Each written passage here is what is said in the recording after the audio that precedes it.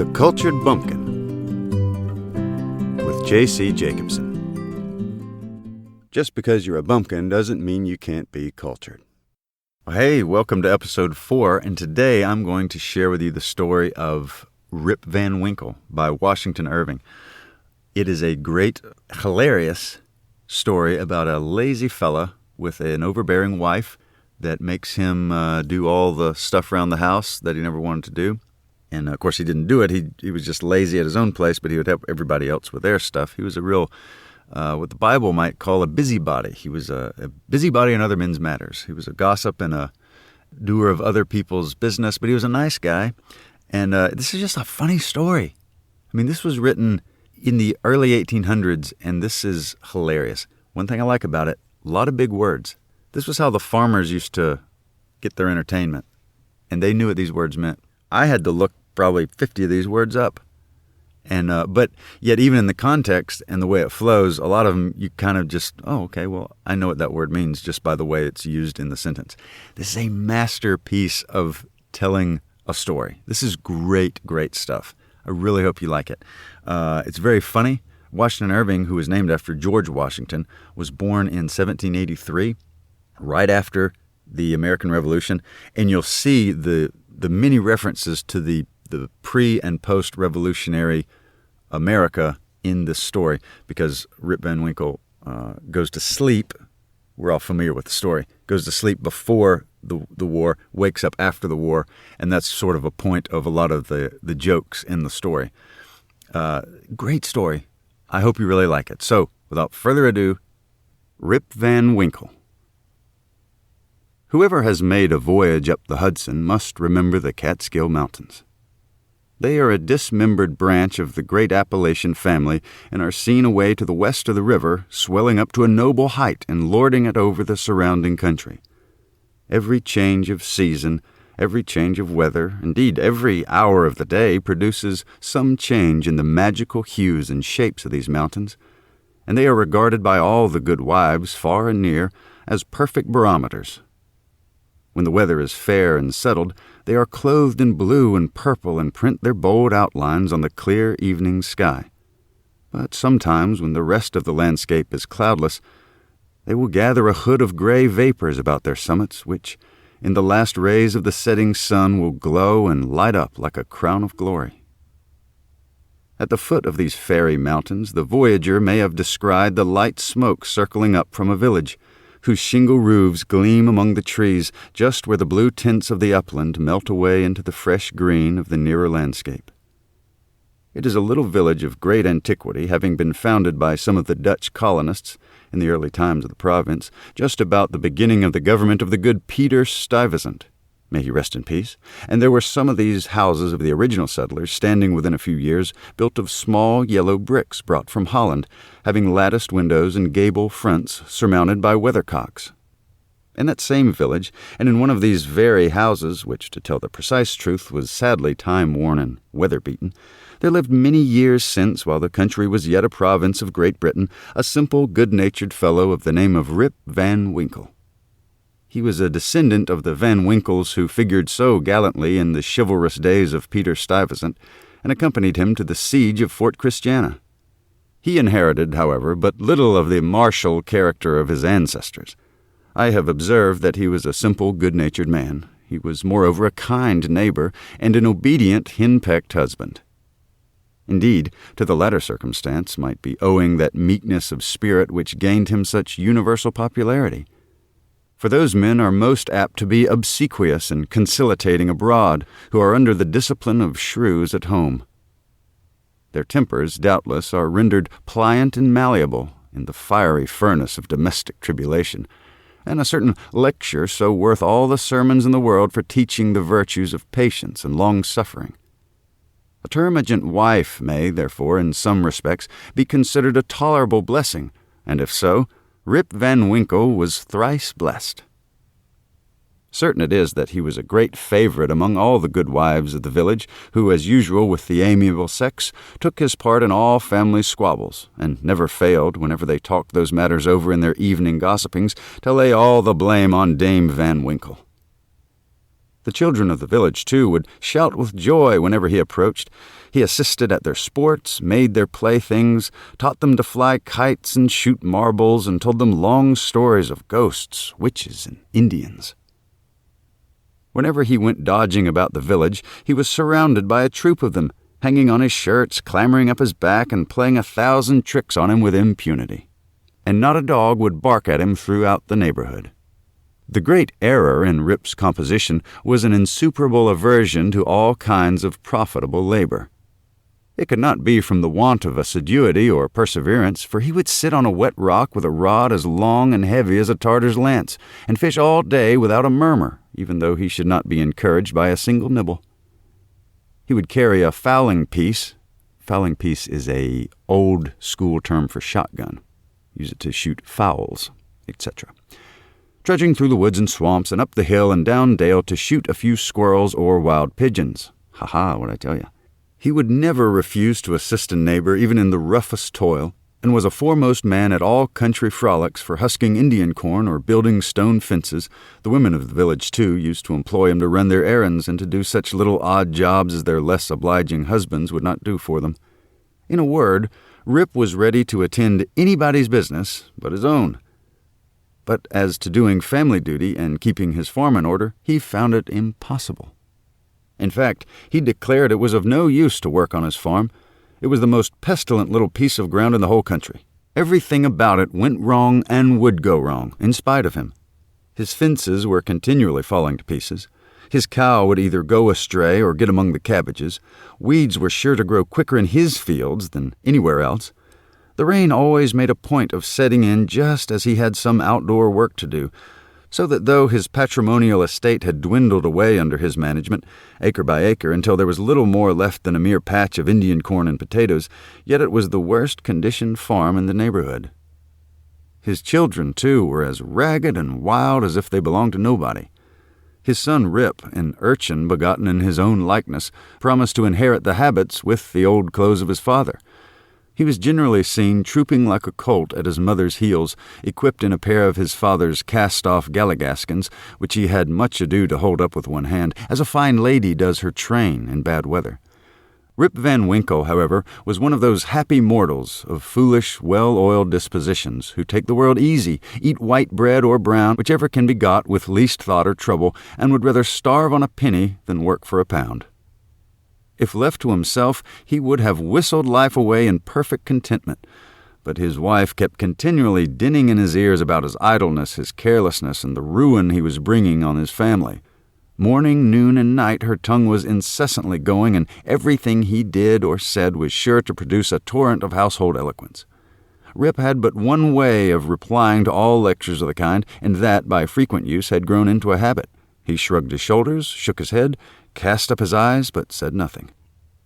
This, however, always provoked a fresh volley from his wife, so that he was fain to draw off his forces and take to the outside of the house, the only side which, in truth, belongs to a henpecked husband. Rip's sole domestic adherent was his dog Wolf, who was as much henpecked as his master, for Dame Van Winkle regarded them as companions in idleness, and even looked on Wolf with an evil eye, as the cause of his master's going so far astray. True it is, in all points of spirit befitting an honorable dog, he was as courageous an animal as ever scoured the woods. But what courage can withstand the ever-during and all-besetting terrors of a woman's tongue? The moment Wolf entered the house, his crest fell, his tail drooped to the ground, or curled between his legs. He sneaked about with a gallows air, casting many a sidelong glance at Dame Van Winkle, and at the least flourish of a broomstick or ladle he would fly to the door with yelping precipitation. Times grew worse and worse with Rip Van Winkle as years of matrimony rolled on. A tart temper never mellows with age, and a sharp tongue is the only edged tool that grows keener with constant use. For a long while he used to console himself, when driven from home, by frequenting a kind of perpetual club of the sages, philosophers, and other idle personages of the village, which held its sessions on a bench before a small inn designated by a rubicund portrait of His Majesty George III. Here they used to sit in the shade through a long, lazy summer's day, talking listlessly over village gossip or telling endless, sleepy stories about nothing. but it would have been worth any statesman's money to have heard the profound discussions that sometimes took place when by chance an old newspaper fell into their hands from some passing traveler.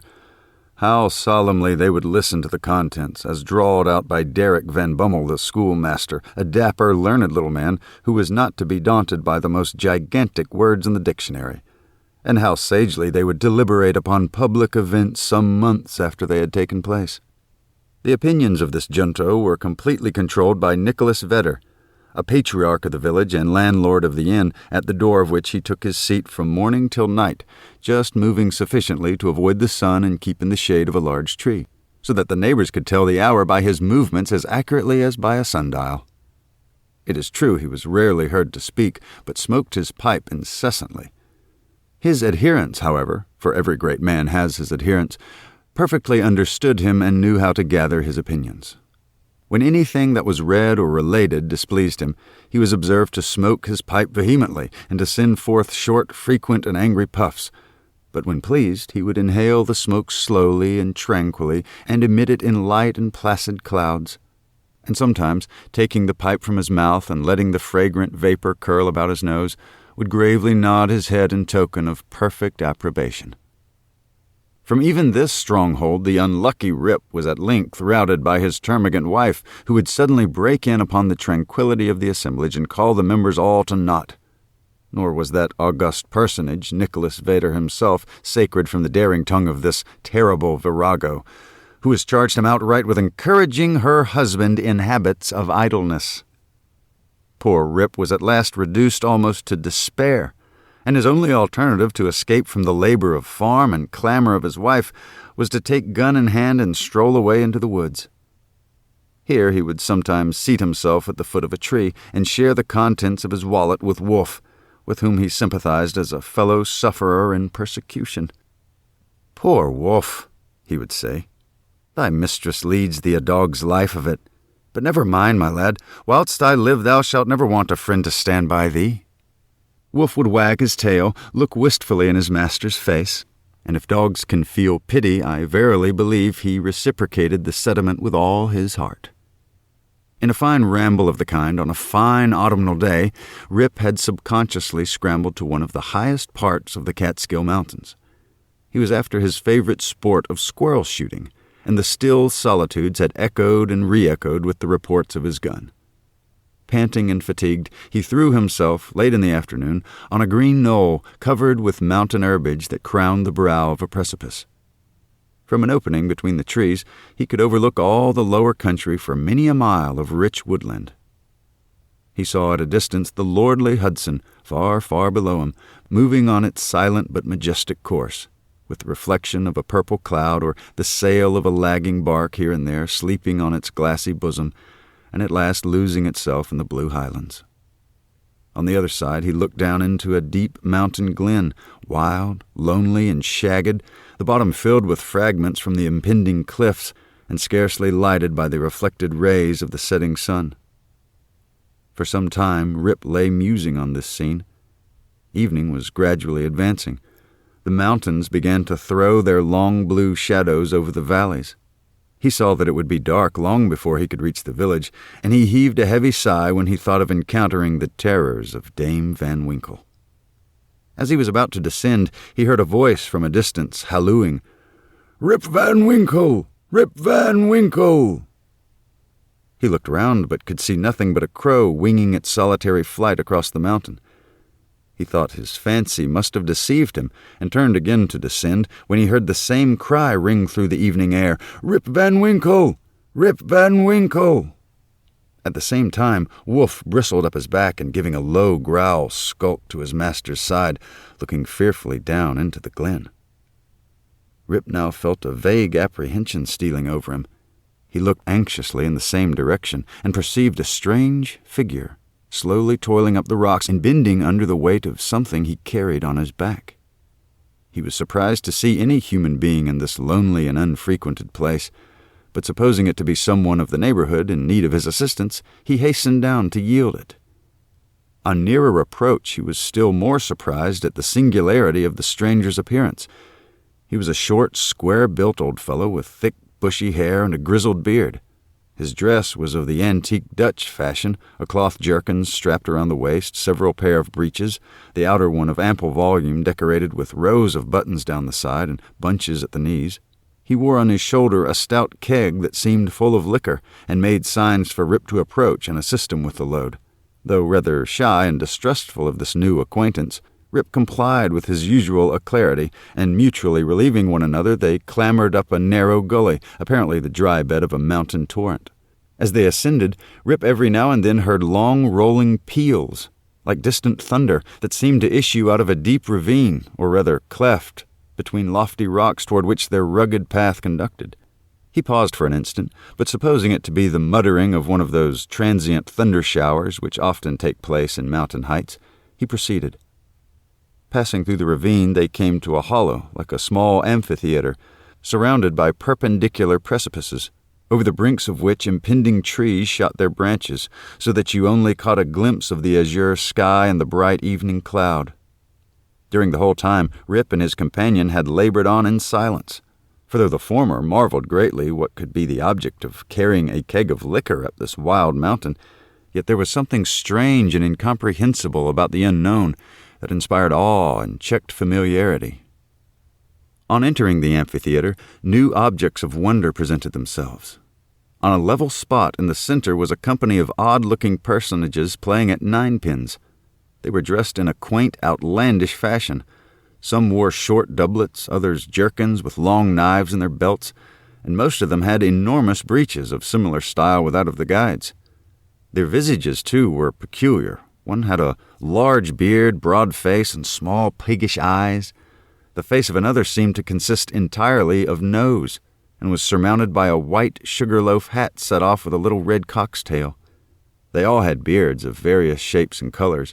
There was one who seemed to be the commander. He was a stout old gentleman with a weather-beaten countenance. He wore a laced doublet, broad belt and hanger, high-crowned hat and feather, red stockings and high-heeled shoes with roses in them. The whole group reminded Rip of the figures in an old Flemish painting in the parlor of Dominie Van Schaik, the village parson, and which had been brought over from Holland at the time of the settlement. What seemed particularly odd to Rip was that though these folks were evidently amusing themselves, yet they maintained the gravest faces, the most mysterious silence, and were, withal, the most melancholy party of pleasure he had ever witnessed. Nothing interrupted the stillness of the scene but the noise of the balls, which, whenever they were rolled, echoed along the mountains like rumbling peals of thunder. As Rip and his companion approached them, they suddenly desisted from their play and stared at him with such fixed statue-like gaze and such strange, uncouth, lackluster countenances that his heart turned within him and his knees smote together. His companion now emptied the contents of the keg into large flagons and made signs to him to wait upon the company. He obeyed with fear and trembling. They quaffed the liquor in profound silence and then returned to their game. By degrees, Rip's awe and apprehension subsided. He even ventured, when no one was fixed upon him, to taste the beverage, which he found had much the flavor of excellent Hollands. He was naturally a thirsty soul, and was soon tempted to repeat the draught. One taste provoked another, and he reiterated his visits to the flagon so often that at length his senses were overpowered, his eyes swam in his head gradually declined, and he fell into a deep sleep. On waking, he found himself on the green knoll whence he had first seen the old man of the glen. He rubbed his eyes. It was a bright, sunny morning. The birds were hopping and twittering among the bushes, and the eagle was wheeling aloft and breasting the pure mountain breeze. "Surely," thought Rip, "I have not slept here all night." He recalled the occurrences before he fell asleep. The strange man with a keg of liquor, the mountain ravine, the wild retreat among the rocks, the woebegone party at ninepins, the flagon. "Oh, that flagon, that wicked flagon," thought Rip. "What excuse shall I make up to Dame Winkle?" He looked around for his gun, but in place of the clean, well-oiled fowling piece, he found an old firelock lying beside him, the barrel encrusted with rust, the lock falling off, and the stock worm-eaten. He now suspected that the grave roysters of the mountain had put a trick upon him, and having dosed him with liquor, had robbed him of his gun. Wolf, too, had disappeared, but he might have strayed away after a squirrel or partridge. He whistled after him and shouted his name, but all in vain. The echoes repeated his whistle and shout, but no dog was to be seen. He determined to revisit the scene of the last evening's gambol, and if he met with any of the party, to demand his dog and gun. As he rose to walk, he found himself stiff in the joints and wanting in his usual activity.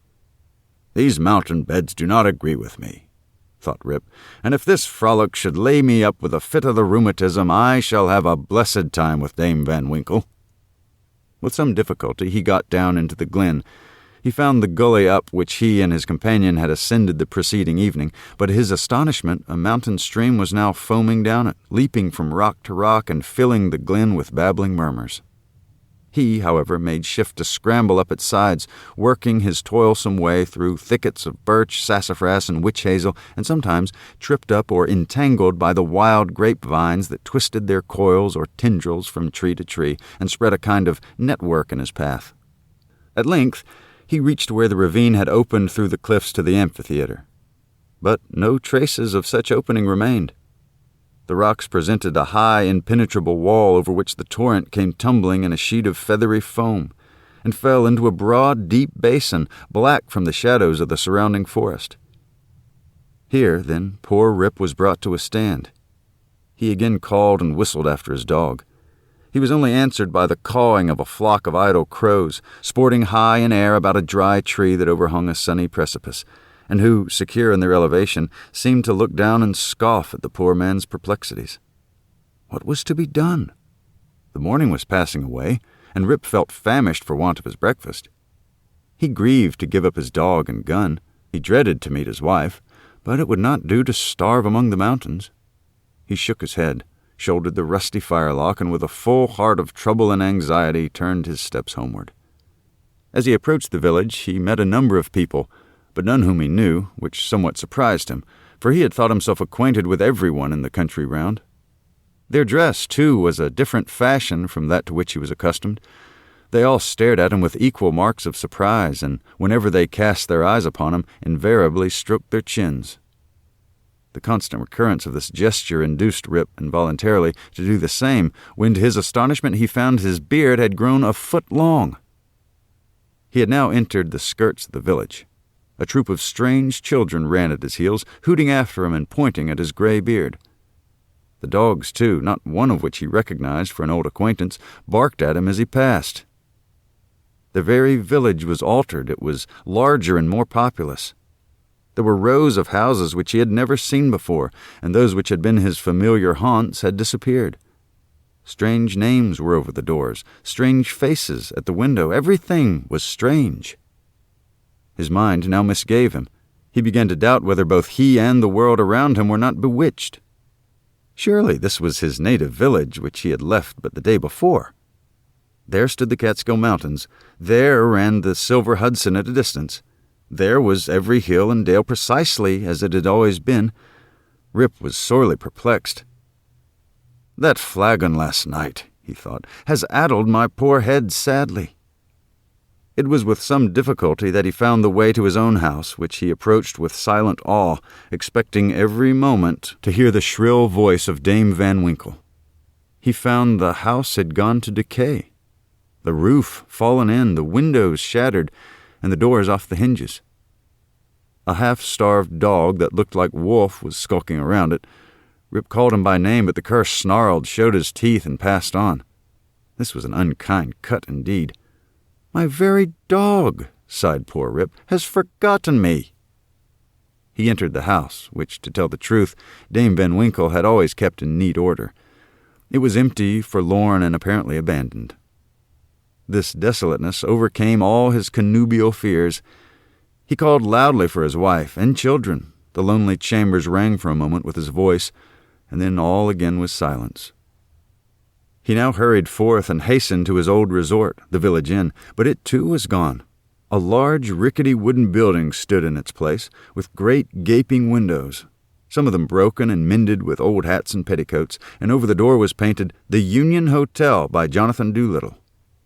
Instead of the great tree that used to shelter the quiet little Dutch inn of yore, there was now reared a tall, naked pole with something on top that looked like a red nightcap, and from it was fluttering a flag, on which was a singular assemblages of stars and stripes, All this was strange and incomprehensible. He recognized on the sign, however, the ruby face of King George, under which he had smoked so many a peaceful pipe, but even this was singularly metamorphosed. The red coat was changed for one of blue and buff. A sword was held in the hand instead of a scepter. The head was decorated with a cocked hat, and underneath was painted in large characters, General Washington. There was, as usual, a crowd of folks about the door, but none that Rip recollected. The very character of the people seemed changed. There was a busy, bustling, disputatious tone about it, instead of the accustomed phlegm and drowsy tranquility. He looked in vain for the sage Nicholas Vedder, with his broad face, double chin, and long, fair pipe, uttering clouds of tobacco smoke instead of idle speeches, or Van Bummel, the schoolmaster, doling forth the contents of an ancient newspaper. In place of these, a lean, bilious-looking fellow with his pockets full of handbills was haranguing vehemently about the rights of citizens, elections, members of Congress, liberty, Bunker's Hill, heroes of '76, and other words which were a perfect Babylonish jargon to the bewildered Van Winkle. The appearance of Rip, with his long grizzled beard, his rusty fowling piece, his uncouth dress, and an army of women and children at his heels, soon attracted the attention of the tavern politicians. They crowded round him, eyeing him from head to foot with great curiosity. The orator bustled up to him, and drawing him partly aside, inquired on which side he had voted. Rip stared in vacant stupidity. Another short but busy little fellow pulled him by the arm and, rising on tiptoe, inquired in his ear whether he was Federal or Democrat. Rip was equally at a loss to comprehend the question, when a knowing, self-important old gentleman in a sharp cocked hat made his way through the crowd, putting them to the right and left with his elbows as he passed, and planting himself before Van Winkle with one arm akimbo, the other resting on his cane, his keen eyes and sharp hat penetrating, as it were, into his very soul, demanded in an austere tone, what brought him to the election with a gun on his shoulder and a mob at his heels, and whether he meant to breed a riot in the village. "Alas, gentlemen," cried Rip, somewhat dismayed, "I am a poor, quiet man, a native of this place, and a loyal subject of the king, God bless him."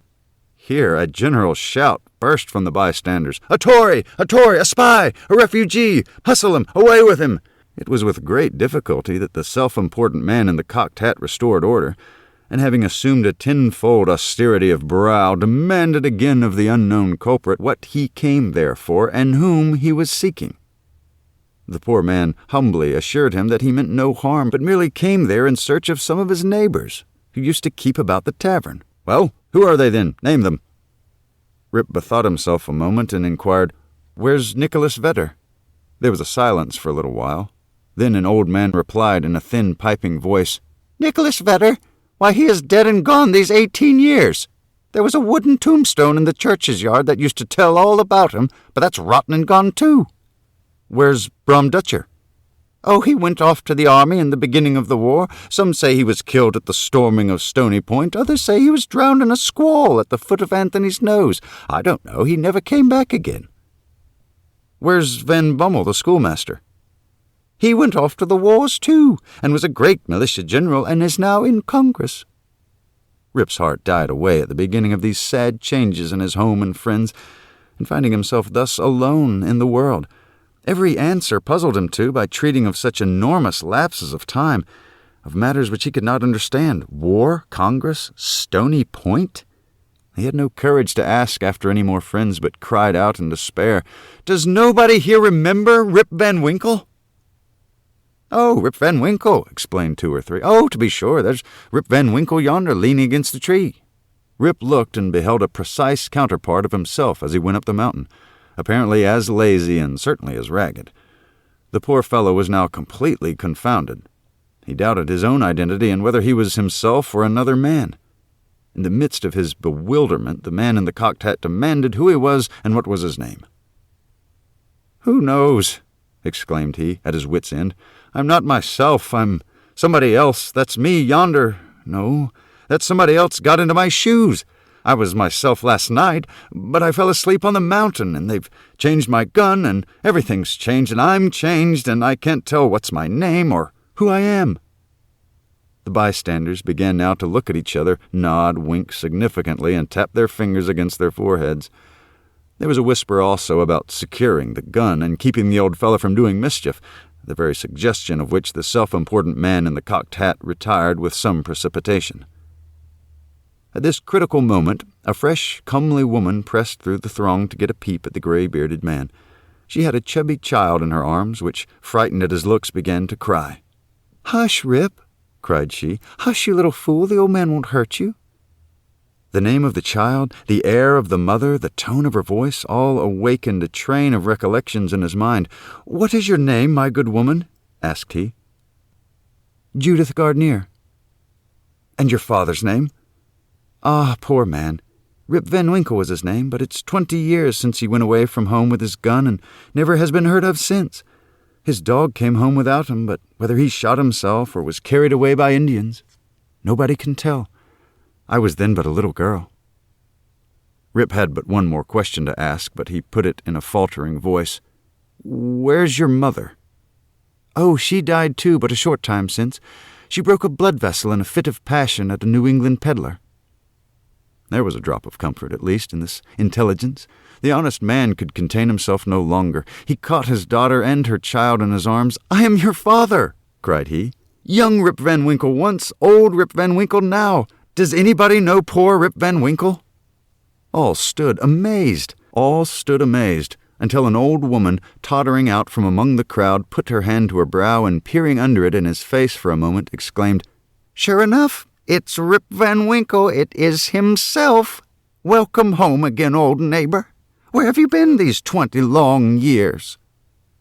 Rip's story was soon told, for the whole 20 years had been to him but as one night. The neighbors stared when they heard it. Some were seen to wink at each other and put their tongues in their cheeks, and the self-important man in the cocked hat, who, when the alarm was over, had returned to the field, screwed down the corners of his mouth and shook his head, upon which there was a general shaking of the head throughout the assemblage. It was determined, however, to take the opinion of old Peter Vanderdonk, who was seen slowly advancing up the road. He was a descendant of the historian of that name, who wrote one of the earliest accounts of the province. Peter was the most ancient inhabitant of the village and well versed in all the wonderful events and traditions of the neighborhood. He recollected Rip at once and corroborated his story in the most satisfactory manner. He assured the company that it was a fact handed down from his ancestor the historian that the Catskill Mountains had always been haunted by strange beings. That was affirmed when the great Hendrik Hudson, the first discoverer of the river and country, kept a kind of vigil there every 20 years with his crew of the Half Moon, being permitted in this way to revisit the scenes of his enterprise and keep a guardian's eye upon the river and the great city called by his name. That his father had once seen them in their old Dutch dresses playing at ninepins in a hollow of the mountain, and that he himself had heard, one summer afternoon, the sound of their balls like distant peals of thunder. To make a long story short, the company broke up and returned to the more important concerns of the election. Rip's daughter took him home to live with her. She had a snug, well-furnished house and a stout, cheery farmer for a husband, whom Rip recollected for one of the urchins that used to climb upon his back. As to Rip's son and heir, who was the ditto of himself seen leaning against the tree, he was employed to work on the farm, but evinced an hereditary disposition to attend to anything else but his business. Rip now resumed his old walks and habits. He soon found many of his former cronies, though all rather the worse for the wear and tear of time, and preferred making friends among the rising generation with whom he soon grew into great favor. Having nothing to do at home, and being arrived at the happy age when a man can be idle with impunity, he took his place once more on the bench at the inn door, and was reverenced as one of the patriarchs of the village, and a chronicle of the old times before the war. It was some time before he could get into the regular track of gossip, or could be made to comprehend the strange events that had taken place during his torpor, how that there had been a revolutionary war, that the country had thrown off the yoke of old England, and that instead of being a subject of His Majesty George III, he was now a free citizen of the United States. Rip, in fact, was no politician. The changes of states and empires made but little impression on him. But there was one species of despotism under which he had long groaned, and that was petticoat government. Happily, that was at an end. He had got his neck out of the yoke of matrimony, and could go in and out whenever he pleased without dreading the tyranny of Dame Van Winkle. Whenever her name was mentioned, however, he shook his head, shrugged his shoulders, and cast up his eyes, which might pass either for an expression of resignation to his fate or joy at his deliverance. He used to tell his story to every stranger that arrived at Mr. Doolittle's hotel. He was observed, at first, to vary on some points every time he told it, which was doubtless owing to his having so recently awakened. It was at last settled down precisely to the tale as I've related, and not a man, woman, or child in the neighborhood but knew it by heart. Some always pretended to doubt the reality of it, and insisted that Rip had been out of his head, and that this was one point on which he always remained flighty. The old Dutch inhabitants, however, almost universally gave it full credit. Even to this day, they never hear a thunderstorm of a summer afternoon about the Catskill, but they say Hendrick Hudson and his crew are at their game of ninepins, and it is a common wish of all henpecked husbands in the neighborhood, when life hangs heavy on their hands, that they might have a quieting draught out of Rip Van Winkle's flagon. Thanks a lot for listening to The Cultured Bumpkin with J.C. Jacobson. And remember, just because you're a bumpkin doesn't mean you can't be cultured. This is J.C. Jacobson. Have a good one.